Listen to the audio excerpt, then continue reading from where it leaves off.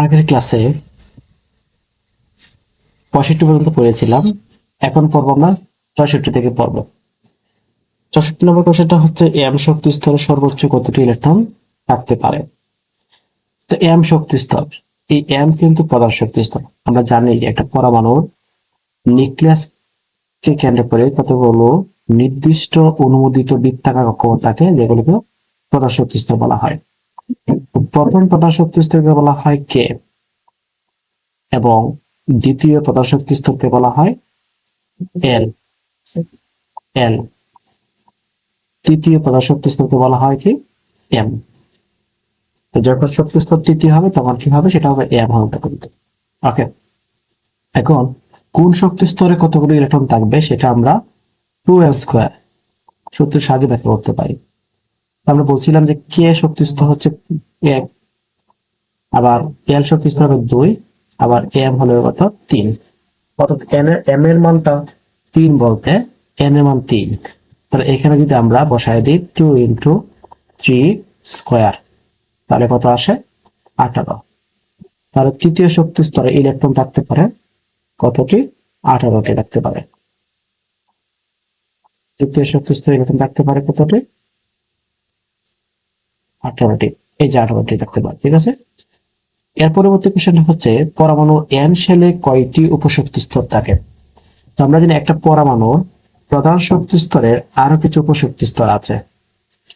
প্রধান শক্তি স্তরে কিছু আরো উপশক্তি স্তর আছে, যে উপশক্তি স্তরগুলোর মধ্যে ইলেকট্রন পাওয়া সম্ভাব্য থাকে।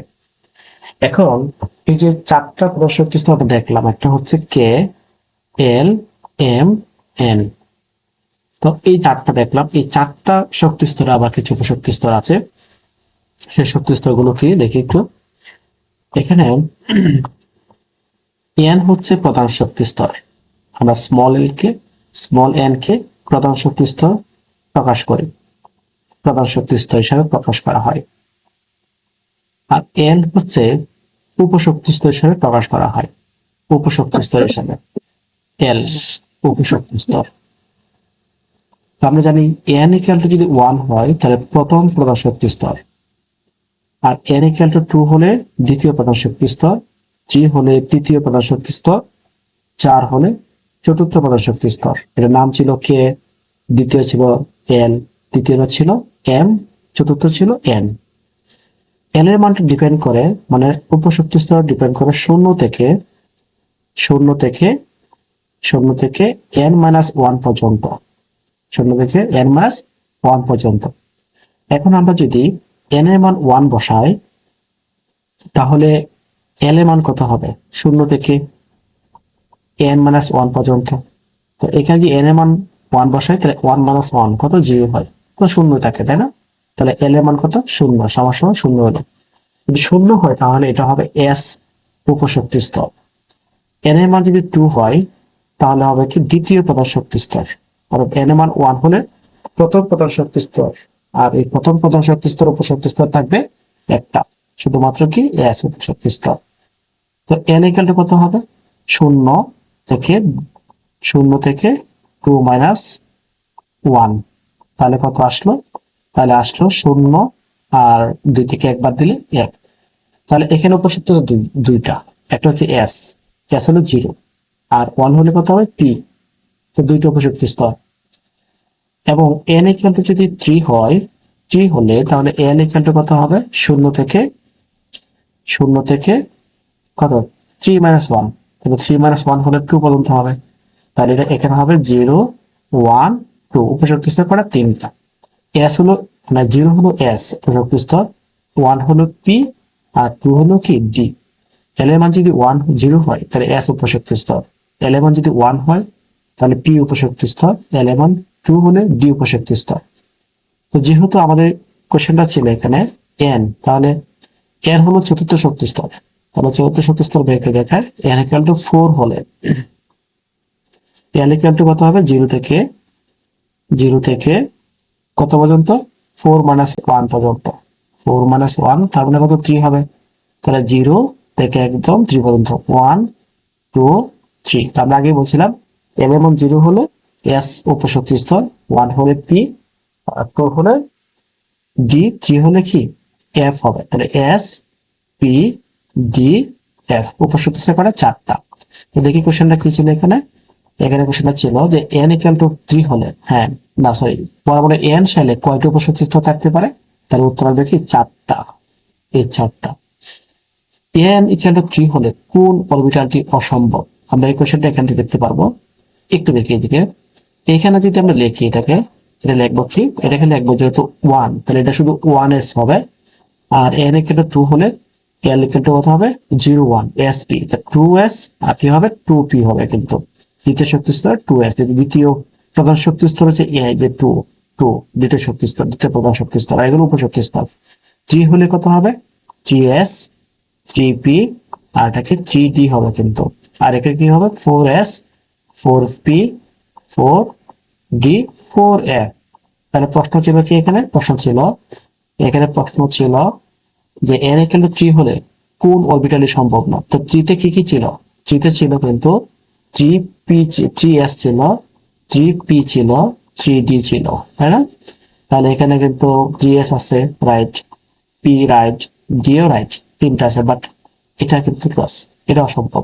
তাহলে উত্তর কোনটা হবে 3p, মানে এটা উত্তর হবে, এটা রাইট, তাই না? এটা আনসার হবে কিন্তু।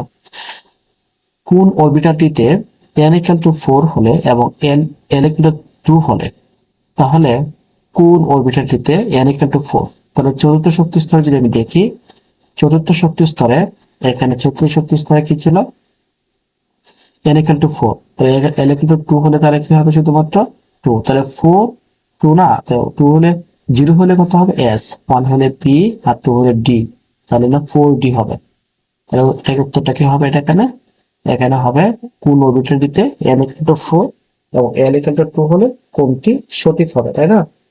তাহলে এটা উত্তর কোনটা হবে? এটা উত্তর হবে, এটা উত্তর হবে ঘ নাম্বার 4d। কারণ l এর মান 2 হলে d হবে কিন্তু, আর যেহেতু n এর মান 4, তাহলে এটা উত্তর হবে এই যে 4d। ক্রোমিয়াম 3+ আয়নে কতটি ইলেকট্রন থাকতে পারে? কতটি ইলেকট্রন থাকতে পারে? এখন ক্রোমিয়াম 3+, তো ক্রোমিয়ামের ইলেকট্রন সংখ্যা হচ্ছে কত? ক্রোমিয়ামের ইলেকট্রন সংখ্যা হচ্ছে কত 24 24। এখন 3+ বলতে ইলেকট্রন তিনটা কি করেছে, ত্যাগ করেছে, তিনটা ইলেকট্রন ত্যাগ করেছে। যেহেতু তিনটা ত্যাগ করেছে, তার মানে কি 24 থেকে 3 বাদ দিলে কত হয় 21 হয়, অর্থাৎ তাহলে 21, এটা উত্তর হবে। কোন অরবিটালটি ইলেকট্রন আগে প্রবেশ করবে? আমরা কিন্তু এই যে একটু আগে যে নীতিটা দেখলাম, সেটা কিন্তু আউফবাউ নীতি দেখলাম, এটা কিন্তু আউফবাউ নীতি। এখানে শক্তির ক্রম আছে। আউফবাউ নীতিটা হচ্ছে যে আগে নিচের শক্তি স্তর পূর্ণ করবে, দেন ইলেকট্রন উচ্চ শক্তি স্তরে প্রবেশ করবে। তাহলে এইটার আমরা একটা সূত্র সাহায্যে ব্যাখ্যা করতে পারি n প্লাস এল দিয়ে। তো এখানে n হচ্ছে প্রধান শক্তি স্তর, যেটা আমরা আগে দেখেছিলাম, প্রধান শক্তি স্তর, প্রধান শক্তি স্তর, আর এল হচ্ছে উপশক্তি স্তর ও শক্তি স্তর। ওকে, তাহলে এন এটা দেখি তো আমরা 4d, 4 প্লাস কত হবে, ডি এর মান কত হবে, ক নাম্বারটা এখানে করে ফেলি। 4 প্লাস কি হবে, 4 হলো এই যে এন এর মান, আর এল হচ্ছে ডি, তাহলে কত ছিল 2 ছিল, মনে আছে মানটা অবশ্যই 6 হবে, তাই না? 6, এটা মুছে দিই, 6 হবে। এখন যদি আমি এটা দেখি 4 প্লাস কত 3, এফ এর মান ছিল 3, তাহলে কত হবে 7 হয়েছে এটা। আর এটা হলো 5 প্লাস এস এর মান কত 0 ছিল, তাহলে 5 হবে।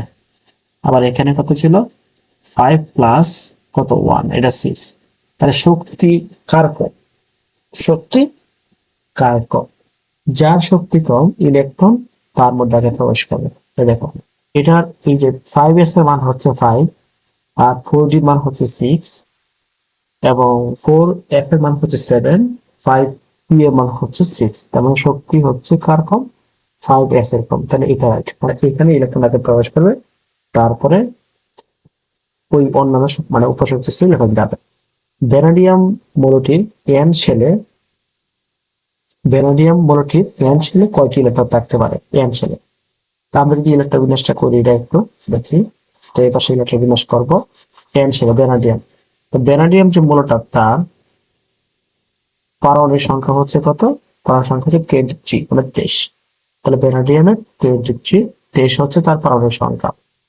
এখন যদি আমরা ইলেকট্রন বিন্যাস করি, তাহলে কত আসে 1s2, এটা হলো কে প্রধান শক্তি স্তর, উপশক্তি স্তর মানে 1s হবে।